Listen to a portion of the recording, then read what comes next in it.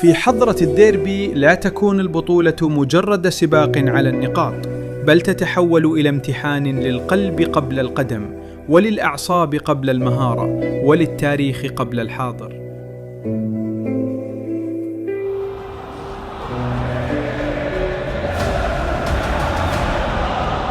الديربي نبدأ مرتاح وقت اللي كنت نلعب، أسهل لي برشا من اللي أنا متفرج.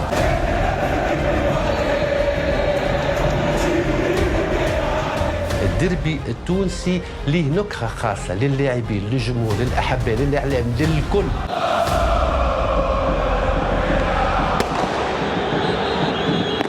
تدخل حجة ملابس بل ساعة تدخل في عالم آخر.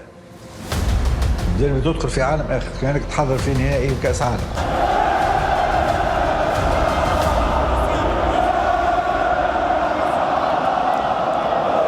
الديربي حاجة معناها يكون اللي ما لعبش الديربي بتاعت تنقصوا حاجة.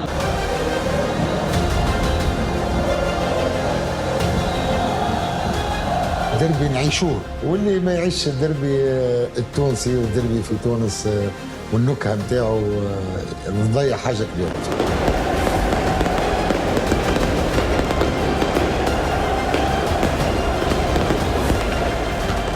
ساعة الديربي نتاع الملاعبية، مش نتاع المدربين ومش نتاع المسؤولين، مش نتاع الببليك، نتاع الملاعبية.